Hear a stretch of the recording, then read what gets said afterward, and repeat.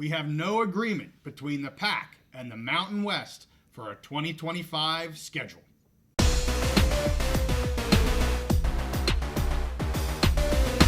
Conference realignment and scheduling agreements are always in the news, so we're back on the big mountain. Well, September 1st has come and it has gone, Steve. We've done several episodes about the PAC and Mountain West scheduling agreement. September 1st was the date in which they both had to acknowledge written approval to extend this agreement for 2025. That did not happen. So I do want to do a brief episode talking about that, talking about maybe why. The last one we did was giving the reasons why both parties maybe weren't really interested in doing this extension as is with the agreement. So again, let's talk about, now that we know the agreement wasn't approved or the extension wasn't approved, let's talk about that a little bit more. Multiple reports have come out here recently basically saying the sides are too far apart in order to not just extend this agreement, but have a new agreement as well. So it's even going on. Okay, the option wasn't extended. Okay, that's gone. Is there going to be a new agreement? The sources are saying, like, no, there's not even going to be some sort of new agreement here because they're too far apart. What does that mean? Let's talk about that a little bit. I think Oregon State and Washington State have been exploring, everybody knows this, have been exploring other options for quite a while. Of course, fans like to speculate with the Beavers and the Cougars that there's going to be a Big 12 agreement or an ACC agreement, or they just want to build a bigger P4 type of base here with their schedules. So we'll see. I don't see a scheduling agreement like we saw with the Mountain West to be where the Beavs and the Cougs are headed with the Big 12 and the ACC to that sort of degree, 6 different games for each schools and everything that happened there. I don't see that happening with these two Power 4 conferences. I think it's very, very unlikely. So to me, that means that they're either going to go it alone, so to speak, and just have individual schools, not alone, I mean, still be the PAC, but, not have a direct agreement with another conference. And so we'll see what happens there. It's also possible that there's several Mountain West schools or other G5 conferences or schools that are willing to partner with them as well.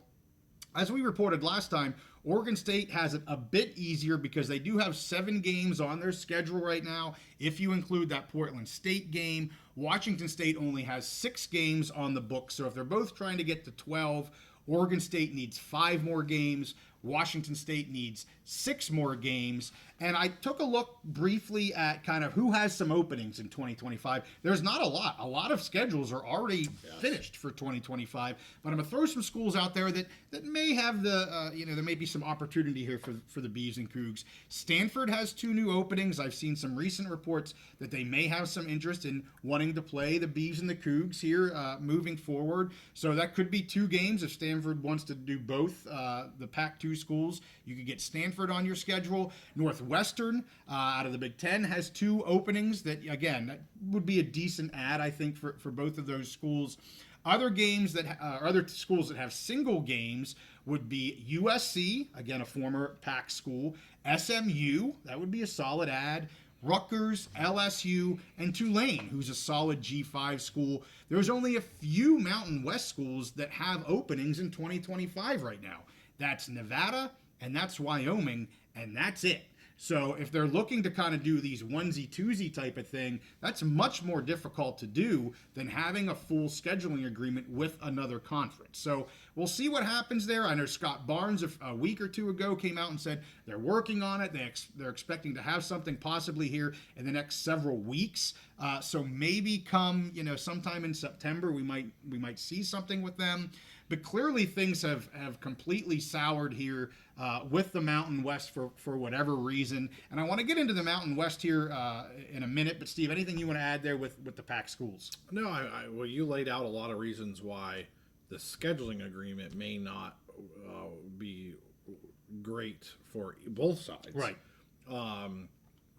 There's, again, you went through it in detail. There's reasons why the Mountain West may not want to do the scheduling agreement without some other guarantees, and there were some reasons for the remaining 2 in the PAC that might not want to do it. So I don't know that I'm necessarily very surprised, especially with they put this date of September 1st in the contract. If we didn't have this date, or if the date was farther back, but they put this date, they made an inflection point here. So I would say I'm not very surprised, especially the way that you broke it down. Still looking forward to the games happening this year in the scheduling agreement. And we'll see. It gives the those remaining two teams, like you said, it gives them more time, more opportunity to look those Big 12 opportunities, the ACC opportunities. I have, you mentioned Northwestern. With the new travel in the Big Ten, I have a hard time thinking that Northwestern is going to want to add another West Coast trip. Good point. I think Rutgers was another team you mentioned. Yeah. And those are just schools that have an opening. Yes, have an opening, which at this point you have to look at that. Yeah. Now Stanford actually makes a ton of sense, but it's a little ironic because they were before they're like, oh, we don't want to play these two. We don't want to play these two teams. So not a big surprise, especially based on the last episode that you did on this, where you broke down all those reasons. Well, and I'm not at all surprised that the option to extend, that they were too far apart or they weren't going to do that. What is a bit surprising now is that they're saying they're too far apart for any sort of agreement moving forward, and that can change. We'll have to wait and see what occurs. And that's what Scott Barnes kind of said. He said, to be determined, and then he said it's a strong option. And while it's a strong option, the Mountain West may be like saying, hey, we're just not interested anymore, so let's talk about that. I've seen some sources say that ADs in the Mountain West are actually against scheduling these games. And that could make sense because while it does increase the strength of schedule, and that's what Gloria Nevarez has said over and over and over again, and she's really banging that drum. And to your point, I'm anxious to see what that means for 2024. But I think now that we're here, and now that they only have 7 games in conference, you talk about how the Big Ten has 9 games in conference, and yes, there's more teams, 18 teams versus 12, but 7 games in conference really makes it more difficult to get a true conference champion. If I'm UNLV and Fresno and Boise, and I'm not playing these top schools, so it's got to go to the computers to figure this out, I'm not happy if I'm an AD about that. I want us to play the game so we get the correct 2 games, or the correct 2 teams into the Mountain West championship game, and that's not necessarily going to be what happens this year. It didn't happen last year, and it's only going to get worse potentially this year because it's only 7 games. So, and I'm not saying that's the only reason the ADs are saying it, but apparently they've soured on this whole scheduling idea. And yeah, if it's a 1-off or 2-off, Wyoming goes and plays them, and they've done that for a long time. The Beavs and the Cougs typically will play 1 or 2 Mountain West teams out of conference for, that's been going on for quite a while. But to have this type of agreement, apparently they've really soured on that as the Mountain West ADs. And as I stated before, I think this risk of poaching, and I said this on the last episode, this risk of poaching and maybe this realignment is very real within the Mountain West, and they're very concerned. Some of the schools very concerned that they could be the 1, 2, 3 schools left out of this. So why would we do anything that potentially is moving us down the path of that? Again, that's speculation on my part. That's not what I'm hearing directly from anyone. But I would think that poaching penalty type of deal really, kind of rose its head back up again. And they're like, I just don't know if it's worth it. I also think they probably are asking for more money. The Beavs and the Cougs have some money to play with. I still see all this crazy stuff about this war chest and this money that they have. There's no more war chest at the end of 25. They're going to use it all here in these first 2 years. But some of that will be for their scheduling. They're using some of it this year with the Mountain West. Are they able to spend maybe a little bit more to get some Big 12 ACC schools like they're looking for? Maybe they are, but if I'm the Mountain West, I'm going, you're going to pay me more too. So, when you see this, they're too far apart. I think there's a lot of things at play there. And I don't see the Mountain West viewing it as positively anymore now that they're kind of getting into it. I think the games are going to be great, to your point. I'm anxious for them. I think it's going to be good. I think it's maybe wreaked a little havoc within the Mountain West ADs. And I don't know. I'm reading between the lines. What do you think? So I would really, I caution against, there's a lot of sources that are quoting ADs. I hate sources, by the way. I know I've used that several times, but I'm not a big fan of that. And there are reporters that are quoting ADs. Maybe not even quoting, but saying sources within athletic departments, or they're if they're not naming ADs, they're just saying Mountain West ADs. Sure. Here's the thing: one thing I've learned in realignment, ADs generally have almost zero power when it comes to the decision making for realignment. Big Ten ADs didn't want USC and UCLA. Big Ten AD, and they got them. Yeah. Big Ten ADs didn't want Oregon and Washington and have done nothing but bitch and moan and complain about the scheduling and all of this. Big Ten ADs don't want Florida State and Clemson, and I have a feeling you're gonna get them in the Big Ten. Yeah. So ADs don't want anything that's out of the norm because they're the ones that actually have to. And I think you can understand this in your line of work. Yes, I can. They're the ones that actually have to make the things happen. The logistics of all of this, which everyone's just like, oh yeah, just schedule this game, change this, change that. Right. Well, that a lot goes into that behind the scenes, and the ADs are the ones that put in the work. But at the end of the day, it really is the decision makers. We've talked about this: university presidents. Yep. And conference commissioners that are the decision makers, and they're usually looking more big picture financial terms. And there's a lot of things that you brought up in that other episode, financial terms. You bring protecting from poaching, all of those things. If it's easier to get quotes from the ADs because the ADs want to grumble to reporters. Sure. This sucks. We got to do this and we got to do that. I'm really interested between now and let's say February. The decision makers, the university presidents, the conference commissioners, both the remaining two and the Mountain West, they're looking at bigger, longer pictures. They're looking at the financial shape of their university, not just this year and what they have to do this year and then over the next 12 months for scheduling. Mm-hmm. They're looking 5-10 years down the road. And so I'm interested to see what kind of decisions they make and what goes into it. Obviously, we know the remaining two, they look at the Mountain West as a fallback plan. We've talked about this, and that's just kind of the nature of the beast. Yep. They would love to get into the Big 12 or the ACC. Maybe if they can come up with some kind of scheduling agreement, they see that as a kind of a backdoor entry. They would love to get a full invite. To me, I still just don't see it. I don't think we've seen any evidence that either the Big 12 or the ACC wants that. Now, we'll see what happens in... there could be dominoes. Whenever there's realignment, there could be dominoes. We get to January and February, some things could happen with Florida State, which could cause some dominoes in the ACC, which could cause some dominoes in the Big 12. We'll see. So I think it just seems like Mountain West is the decision makers are looking for a little bit more protections. Yeah. I really don't see the presidents making decisions based on the difficulty of scheduling 1 year out. I think they're looking more at what's our long-term financial situation? Yeah. How can we protect our conference and our university? What is the best move long-term for the next 5 or 10 years? And for a lot of the reasons you laid out, that just didn't work out for the scheduling agreement.